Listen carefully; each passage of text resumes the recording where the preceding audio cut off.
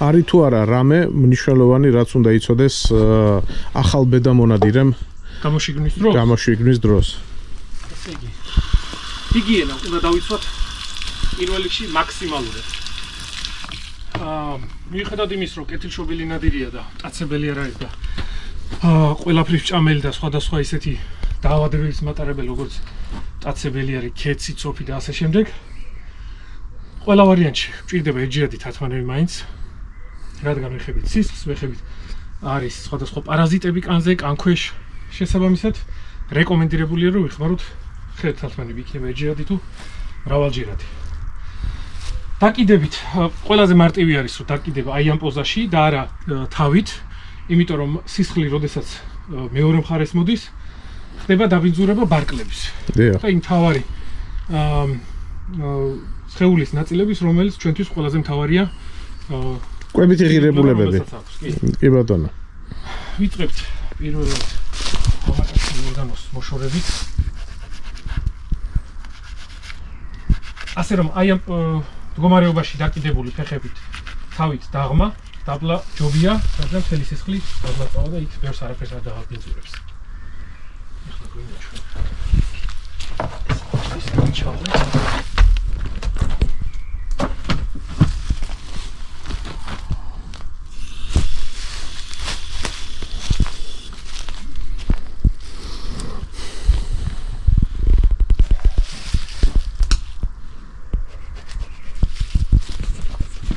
ხო არ მოგიდგე. შესაძლოა კი.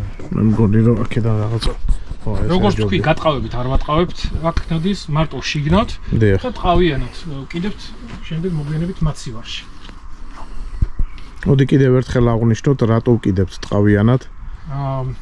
ხორცის დამწიფებისთვის მნიშვნელოვანია, რომ ტყავიანად იყოს ნანადირები შეკიდებული ის რამდენიმე დღე მაცივარში, იმ შესაბამის ტემპერატურაზე, რაც უწყობს ხელს დამწიფებას და წინ ხელს უშლის ხორცის გამოშრობას გარედან. რა ტემპერატურა არის ეგ? შულისთვის მაგალითად 7-8 გრადუსი უნდა გქონდეს მაცივარში და უნდა დაიკიდოს 3-4 დღე. დაახლოებით. 3-4 დღის მერე შეგვიძლია გამოვიღოთ, მიუტანოთ თუ ყავს სპეციალური ყასაბი, როგორც არ გვაქვს, რომელიც მხოლოდ ნანადირებზე მუშაობს და ის დაამუშავებს, ან ჩვენ შეგვიძლია თუ გვაქვს იმისი საშუალება დრო და ცოდნა, ჩვენ დავამუშავოთ ადგილზე, გავატყავთ და დავამუშავოთ ხორცი.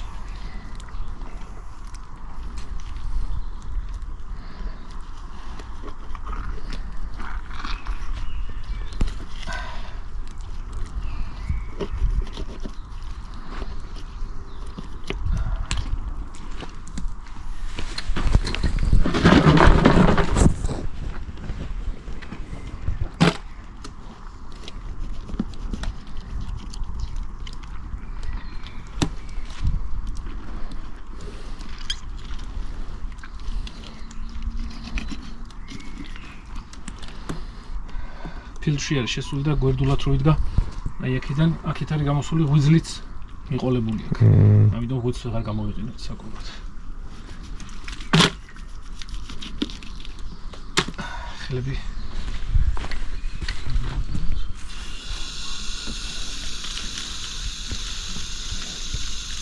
აი ჩვენ შემთხვევაში ხარ, რადგან ნაწლავით დაზიანებულია. აუცილებელია რაც შეიძლება სწრაფად ნანადირების გასუფთავება, გამოშიგნა და მოცილება ყველანაირი ეს შიგნეულობის ყოველ წუთში 25,000 ბაქტერიამდე მდავდება. მოცლის გრუში, როდესაც ესეა დაზიანებული ნაწლავური ორგანოები.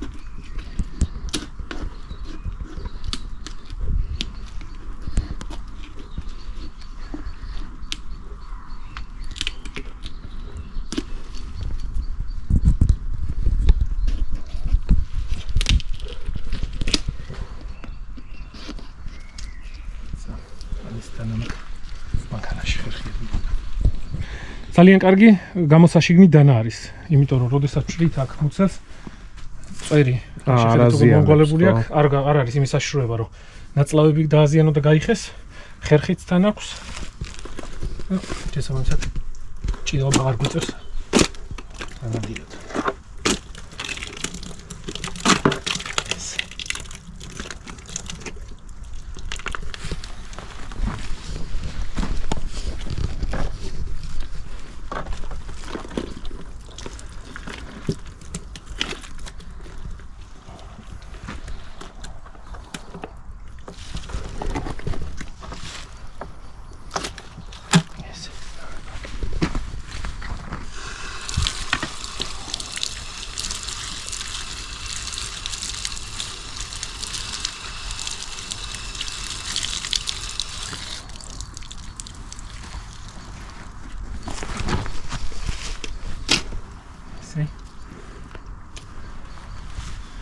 მოვუვით ხორხით. ენის ჩათვლით, კარგია რომ ყველაფერი გამოვუვოთ.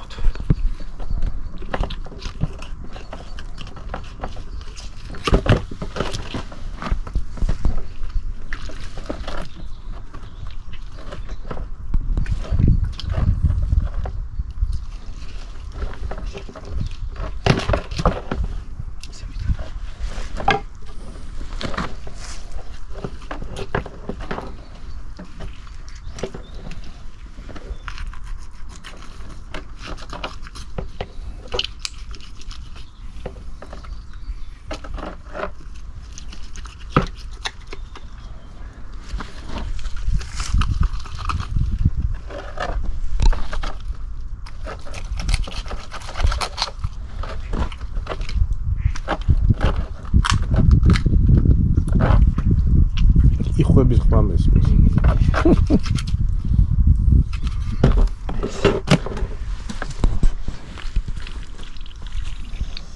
თავარია, მაგრამ ეხლა თუ ის დაგვჭა კიდევ ერთი თავარი ნაწილი, ეს არის სწორი ნაწლავის და შარდის ბუშტის ამოღება სუფთად, რომ არ დაიღაროს შიგნით შარდი და სწორი ნაწლავი სუფთად ამოვიღოთ. თირკმელებს ჩვენ არ ვიყენებთ და რით ყველაზე კარგი საშუალება და ხერხი ორივე ნაწლავის და ორგანოს ამოსაღებად არის უკნიდან ესეთი ამოღება ერთი თვით რა და არა შუაზე გაჭრა, რომ ეს რომ გადავჭრათ ახლა შუაზე. დიახ, გაიხევა სწორი ნაწლავიც. არა, სწორი ნაწლავი შეიძლება არ გაიხეს, მაგრამ მე უკვე ღია რჩება ხორცი, შეიძლება ადვილადაც დაგვებინძურდეს და უფრო შრება გარედან ხორცი. ამიტომ ვცდილობთ რომ ეს დახურულ მდგომარეობაში შევინარჩუნოთ. ეს თავარი ძვალი აი აქ გადავჭრათ და უკნიდან ამოვიღოთ შარდის ბუშტიც და სწორი ნაწლავიც. აქ წვეტი აღარ მაქვს, ამიტომ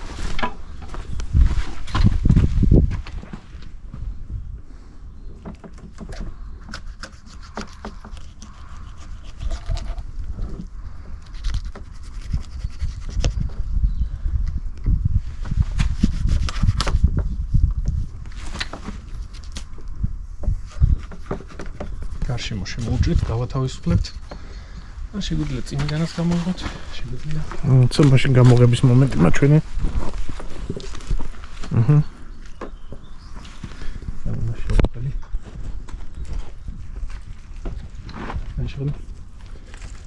აი, ორჩა.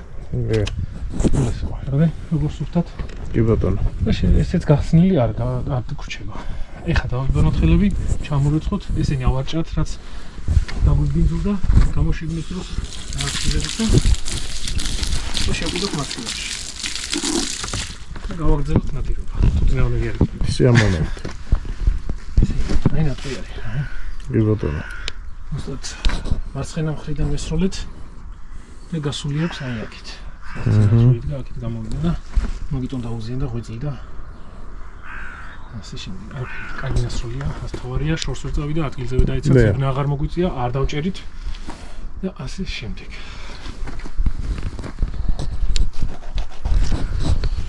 და ასთავარია ის თავარი ორგანოები, რაც გვჭირდება, მაგალითად ეს ბარკლები, ზურგის ფილე, სუკები რო ვიძახით და ბეჭები, წინა ორივე ბეჭი საღი არის და გამოვიყენებთ საკუთრად. ჩამოვიწყოთ.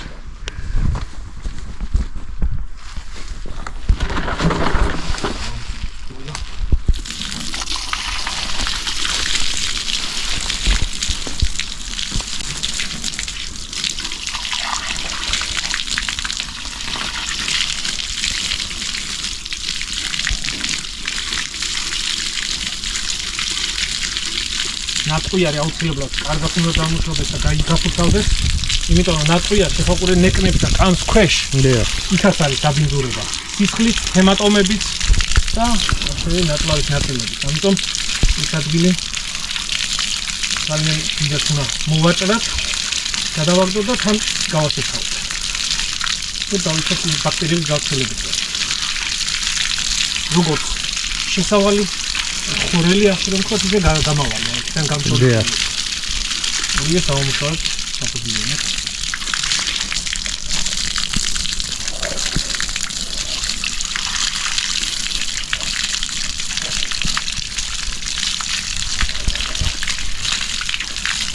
მე პირადად ჩემთვის ირემლაღის შემდეგ ეს კვებითი დანიშნულება და ხორცის გემოთი შემდეგი არის შველი ჩემთვის პირადად.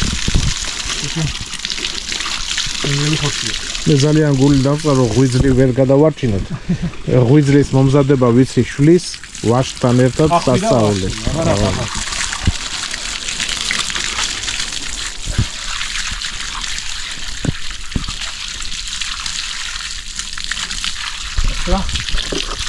შეგვიძლია მაგრამ კბილებში ჩავხედო და უკვე ზუსტი ასაკი გავიგო.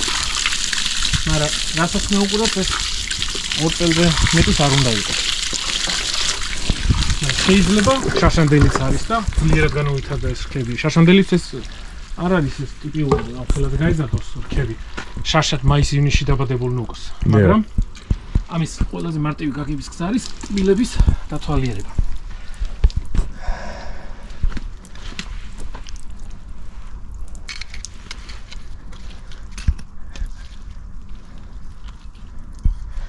გონებია ხშირად ახალგაზრდა შველი, მაგრამ ისეთი ბებერი ყოფილა, რომ კბილები საერთოდ უგაცვეთილი ქონია და ზედა არაფერი აღარ ქონია. პატარა რქები რო ქონია, პატარა თავი, უკვე სიბერისგან.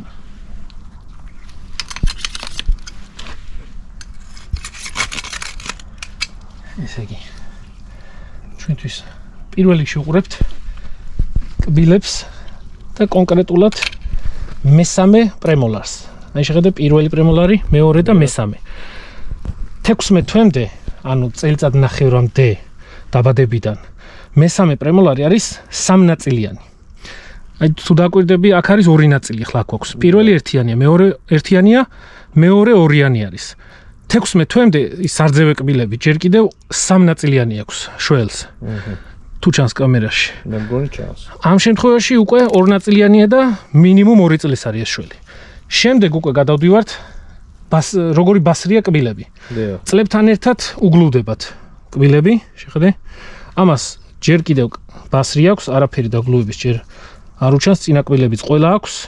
შესაბამისად, და რქებიდან გამომდინარე და თავის ზომიდან გამომდინარე და ჩვენი ტერიტორიებზე რა მოცემულობაც გვაქვს, ამ შველს 2 წელზე მეც არ მივცემდი. ნახე როგორი წვეტიანი კბილები აქვს.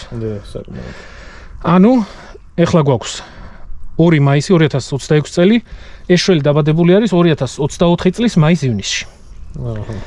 რქებსაც რო დავაკვირდეთ, ბაზა არა აქვს დიდი, მსხვილი, თავიც როგორც უყურებ, კიდევ ის პატარა თავი აქვს და არ აქვს ეს ჩამოყალიბებული მკაფიო და სახის მასკას ეძახიან აი ამას, აქეთ და შუაში.